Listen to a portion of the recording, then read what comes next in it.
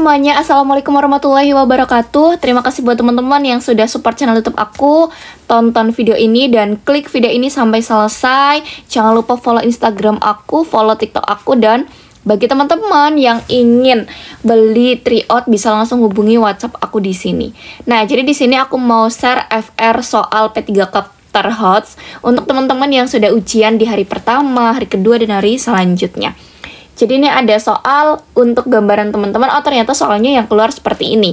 Jadi itu aku harus semangat dan bisa sukses serta bisa lulus. Oke, kita mulai untuk pembahasan soal nomor 1. Nah, soal nomor 1 di sini ada soal seperti ini.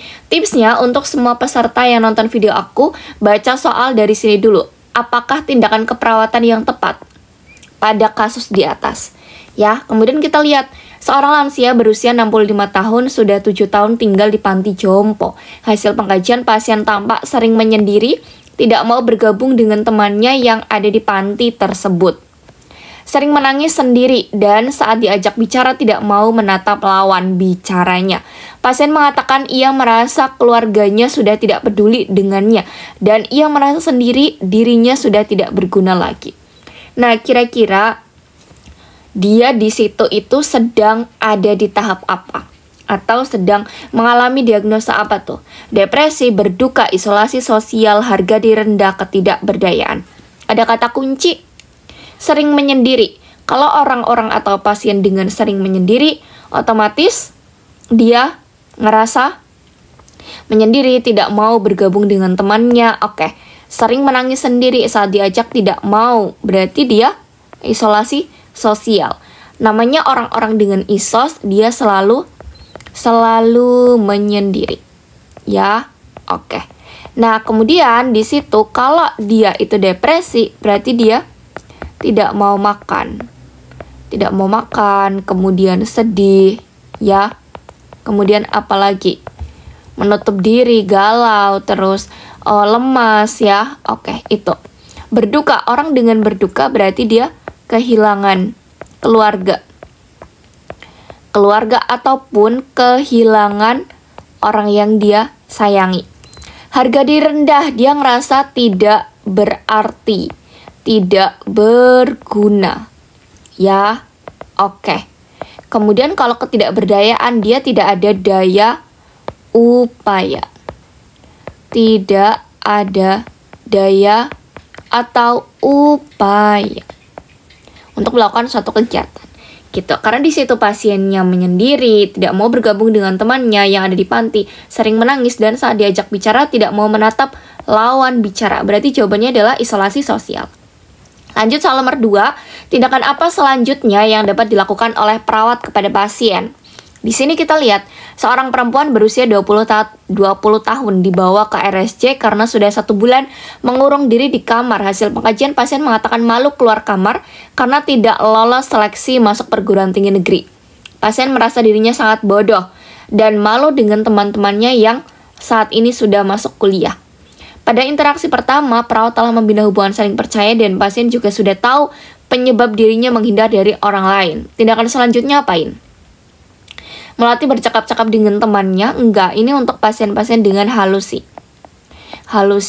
Kemudian yang kedua, menilai kemampuan yang dapat digunakan. Oke, boleh. Yang C, merencanakan kegiatan yang dapat dilakukan, ntar dulu. Yang D, melatih kegiatan yang telah dipilih, ntar dulu. Kita harus menilai dulu. Yang E, mengidentifikasi kemampuan dan aspek positif yang pasien miliki. Di sini, kita itu sudah tahu penyebabnya. Kemudian, identifikasi dulu kemampuannya. Ya, yang E dulu. Ini, kita identifikasi dulu kemampuan dan aspek positif yang pasien miliki. Kemudian, baru kita menilai kemampuan yang dapat digunakan atau yang dimiliki dari identifikasi dulu. Setelah ada tahu aspek positifnya apa aja, kemudian dinilai.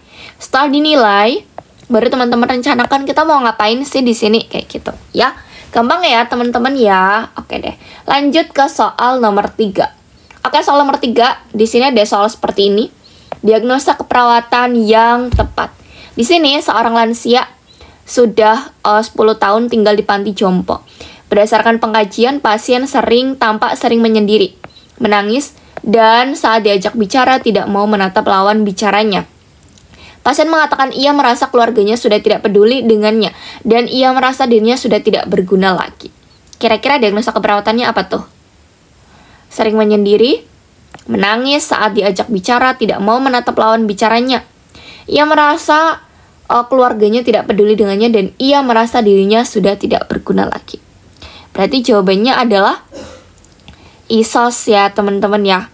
Isolasi sosial ya. Oke. Karena dia menyendiri, menangis saat diajak bicara, tidak mau menatap lawan bicaranya. Itu namanya berarti diagnosa isolasi sosial. Lanjut soal nomor 4. Nah, di sini soal nomor 4 adalah apakah diagnosa keperawatan yang tepat. Seorang pasien laki-laki 30 tahun masuk RSJ sejak 3 hari yang lalu. Keluarga mengatakan bahwa pasien hanya mengurung diri di kamar sejak 2 bulan yang lalu. Sebelum dibawa ke RSJ, pasien hampir melukai tubuhnya sendiri menggunakan gunting. Setelah kejadian itu, pasien selalu mengatakan ingin mengakhiri hidupnya. Apa diagnosa keperawatan pada kasus di atas? Kira-kira apa tuh diagnosanya? Yang A depresi, yang B isolasi, bukan depresi, bukan isolasi, harga diri rendah, bukan, berarti resiko bunuh diri. Kata kuncinya apa di situ? Yang pertama, hampir melukai dirinya, kemudian menggunakan gunting, kemudian apalagi mengatakan dirinya ingin mengakhiri hidupnya. Ya, dia mengurung diri. Jadi itu merupakan resiko bunuh diri karena dia sudah melukai dirinya. Ya, oke. Oke deh, gampang ya teman-teman ya. Lanjut ke soal berikutnya nomor 5. Seorang pasien perempuan 20 tahun dibawa ke RSJ karena sudah 1 bulan mengurung dirinya di kamar. Berdasarkan pengajian, pasien malu keluar rumah karena tidak lolos seleksi masuk perguruan tinggi negeri. Pasien merasa dirinya sangat bodoh dan malu dengan teman-temannya yang saat ini sudah masuk. Pada interaksi pertama, perawat telah membina hubungan saling percaya. Dan pasien juga sudah tahu penyebabnya dia menghindar dari orang lain. Tindakan selanjutnya, tadi kan sudah, ya tindakan selanjutnya setelah ini, kita tambahin ya. Dia itu sudah mengidentifikasi kemampuan positif. Ya, biar soalnya beda. Kemampuan positif, berarti tindakan selanjutnya apain setelah ini? Ini nomor 1. Nomor 2, berarti kita merencanakan untuk kegiatan yang telah dilatih, kemudian melatih kegiatan yang telah dipilih, menilai kemampuan. Kita menilai dulu. Setelah diidentifikasi, kemudian kita menilai. Kira-kira aspek mana tuh? Nomor 2. Ya, nomor 3, baru kita rencanakan kegiatannya. Kemudian nomor 4, melatih kegiatan yang telah dipilih. Oke, tadi nomor 1 yang ini ya. Kemudian yang kedua, menilai dulu, kemudian merencanakan. Gampang ya teman-teman ya. Nomor 6. Lanjut soal nomor 6. Di sini, apakah tindakan keperawatan selanjutnya dari kasus di atas? Seorang perempuan 35 tahun dibawa oleh keluarganya ke RSJ karena mengurung diri di kamar. Dia tidak mau mandi sejak 2 minggu yang lalu. Berdasarkan pengajian, pasien mengatakan malas mandi, tubuh kotor, bau badan, rambut kusut, gigi dan kuku tampak kotor. Saat ini perawat sudah mengajarkan pasien cara perawatan diri, yaitu mandi. Apakah tindakan selanjutnya? Dia sudah mengajarkan cara untuk mandi. Berarti cara berikutnya, cara untuk mandi sudah dijelaskan. Cara menjelaskan manfaat bukan. Membina hubungan enggak. Mengajarkan pasien cara BAB dan BAK. Mengajarkan pasien cara berhias dan berdandan.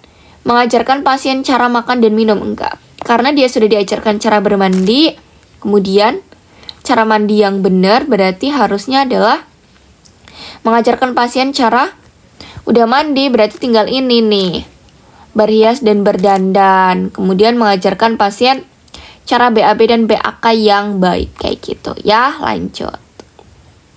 Biasanya nomor yang C sama yang D ketukar-tukar, jadi tergantung dari sumbernya. Ya, sumbernya itu akan mempengaruhi pilihan C dan D. Gitu ya teman-teman ya. Lanjut soal nomor 7. Apakah jenis terapi aktivitas kelompok yang tepat untuk pasien? Seorang laki-laki 40 tahun sudah 3 bulan dirawat di RSC dengan keluhan sering menyendiri, kontak mata kurang, dan sering tertawa sendiri. Berdasarkan pengajian, kondisi pasien saat ini sudah kooperatif, orientasi realita pasien baik, mau diajak berkomunikasi dengan perawat walaupun singkat. Akan tetapi pasien belum mau berkomunikasi dengan orang lain. Kira-kira apa tuh? Dia orientasinya tuh baik, tapi masih sering menyendiri, kontak matanya kurang. Berarti yang harus kita lakukan adalah TAK. Orientasinya tuh udah baik, mau diajak berkomunikasi dengan perawat walaupun singkat, tetapi belum mau. Berarti bukan TAK sosialisasi, orientasi realita enggak, ini untuk halusinasi. Persepsi sensori ini untuk halusinasi penglihatan ya. Kemudian TAK stimulasi sensori, bukan stimulasi persepsi, ini untuk waham. Berarti yang A. Ya, jawabannya adalah yang A. Lanjut soal nomor 8. Nah, soal nomor 8 di sini adalah seperti ini. Silahkan teman-teman tulis ya jawabannya itu apa, PR untuk teman-teman. Seorang perempuan berusia 40 tahun dirawat di RSC, merasa letih, lemah, nampak pucat, detak jantungnya itu teraba cepat. Pasien diagnosa HIV/AIDS. Respon pasien setelah mendengar hal tersebut menangis. Ia mengatakan tidak percaya. Ini tidak mungkin terjadi pada saya. Kira-kira apa fase kehilangan? Tulis di kolom komentar. Tulis ya jawaban dari teman-teman apa.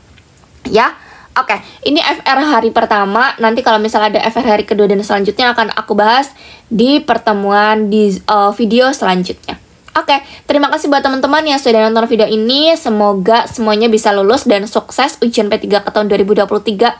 Dan semoga teman-teman bisa menjadi ASN tahun ini. Aku tutup. Assalamualaikum warahmatullahi wabarakatuh. Sampai bertemu di video selanjutnya. Bye-bye.